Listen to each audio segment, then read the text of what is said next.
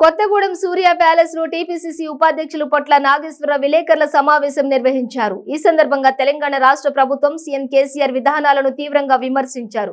16,000 కోట్ల మిగులు బడ్జెట్ తో ఉన్న రాష్ట్రం కేసీఆర్ పాలనలో అప్పుల తెలంగాణ అయిందన్నారు.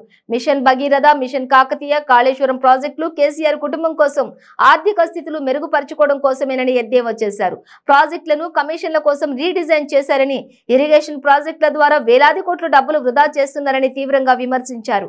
తెలంగాణ రాష్ట్రంలో జరుగుతున్న పరీక్షల ప్రశ్న పత్రాల లీకేజీలు కావని, అవి ప్రభుత్వం అమ్ముకుంటుందని తీవ్రంగా విమర్శించారు. టీఎస్పీఎస్సీ రద్దు చేసిన పరీక్షలను తక్షణమే నిర్వహించాలని, పరీక్ష రాసిన నిరుద్యోగ అభ్యర్థులకు ₹1,00,000 నష్టపరిహారం చెల్లించాలని ప్రభుత్వాన్ని డిమాండ్ చేశారు.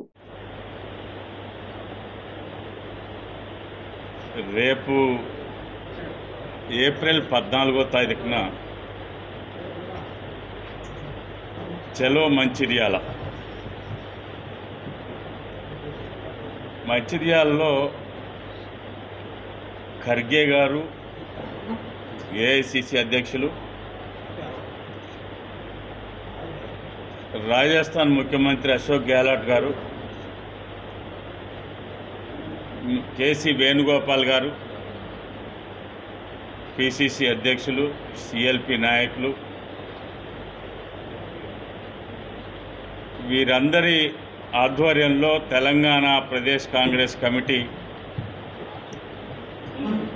భారీ బహిరంగ సభ జరపబోతా ఉంది.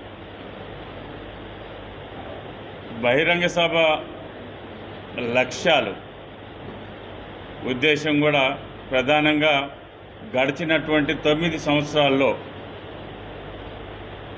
టీఆర్ఎస్ పరిపాలన, దాని వైఖరి, వారు ఇచ్చినటువంటి హామీలు, అమలు చేసినటువంటి హామీలు, అడగకుండానే అమలు చేశామని చెప్తున్నటువంటి హామీలు,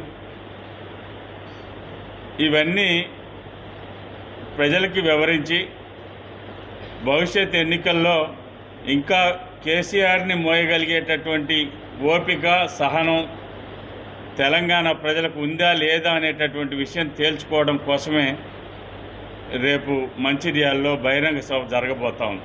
మనకు ఒక అవకాశం వచ్చింది. అక్కడ రాజీవ్ సాగర్ ఏదైతే ప్రాజెక్టు ఉందో అక్కడ ఆంధ్ర ప్రాంతంలో మనం ప్రాజెక్టు కట్టి నీళ్లు తెచ్చుకునేటటువంటి అవకాశాన్ని ఈ 10 సంవత్సరాల తర్వాత ఆ హక్కుని మనం కోల్పోయేటటువంటి ప్రమాదం. అటువంటి ప్రాజెక్టును కూడా పూర్తి చేయకుండా ఇవాళ మూలన పడేయటం వల్ల మనం అక్కడి నుంచి గోదావరి జలాలని తీసుకునేటటువంటి హక్కుని కోల్పోతున్నాం. అదేవిధంగా ఇవాళ రాష్ట్రంలో దళితులకి 3 ఎకరాల భూమి ఇస్తానన్నటువంటి పెద్ద మనిషి ఉలుకు పలుకు లేకుండా కూర్చున్నాడు. అలాగే డబుల్ బెడ్రూమ్ ఇళ్ళు ఇస్తా అన్నారు. మీరు చూశారు, కొత్తగూడెంలో మన వాళ్ళు చాలామంది ఎలక్ట్రానిక్ మీడియా కూడా అక్కడ మమ్మల్ని అందరినీ సందర్శించేటట్టుగా చేశారు. అక్కడ 800 ఇళ్ళు కడితే అవి పూర్తిగానటువంటి పరిస్థితి. ఇవాళ ఏజెన్సీ ప్రాంతాల్లో రాజకీయ పార్టీలు, అధికారంలో ఉన్నటువంటి రాజకీయ పార్టీలు దోపిడీ జరుగుతూ ఉంది. రిజిస్ట్రేషన్ లేనటువంటి భూములు కొనుక్కొని ఇళ్ళు కట్టుకోవాలనుకున్నటువంటి వాళ్ళందరూ ఇవాళ మోసపోతూ ఉన్నారు కొత్తగూడెం పరిసర ప్రాంతాల్లో. ఇవన్నిటిని కూడా ఎదుర్కొనేటటువంటి యంత్రాంగం, పోలీస్ యంత్రాంగం కానీ, రెవెన్యూ యంత్రాంగం కానీ నిమ్మకి నీరెత్తినట్టుండి వాళ్ళకు కావాల్సినటువంటి అనుయాయులకి, వాళ్ళకు కావాల్సినటువంటి తాబేదారులకు వరకే ఇంటి నెంబర్లు ఇచ్చుకొని ఇవాళ 58, 59 జీవోల కింద రెగ్యులరైజ్ చేసేటటువంటి పథకాన్ని అమలు చేస్తూ ఉన్నారు. అటువంటి హామీలు ఏంటి? ఇక్కడ కుర్చీ వేసుకొని పట్టాలు పంచి పెడతాను, పోడు భూముల పట్టాలని చెప్పినటువంటి పెద్ద మనిషి ఈ రోజు వరకు కూడా మరి పోడు భూములు దున్నుకునేటువంటి గిరిజనులకి అవకాశం కల్పించినటువంటి పరిస్థితి మీరంతా చూస్తూ ఉన్నారు. ఎక్కడ చూసినా సమస్యలు పడున్నాయి. ఇవాళ ప్రశ్న పత్రాలు తీసుకోండి. మీరు సింగరేణి కాలరీస్లో జరిగినటువంటి జూనియర్ అసిస్టెంట్ ఎగ్జామ్స్కి ఎందుకు నిజామాబాద్కి సంబంధించినటువంటి వ్యక్తులకి ఇక్కడ ఉద్యోగాలు వచ్చినాయి? సింగరేణి కాలరీస్లో జూనియర్ అసిస్టెంట్ పోస్టులకి నిజామాబాద్కు సంబంధించినటువంటి వ్యక్తులు ఇక్కడ ఉద్యోగాల్లో చేరారు.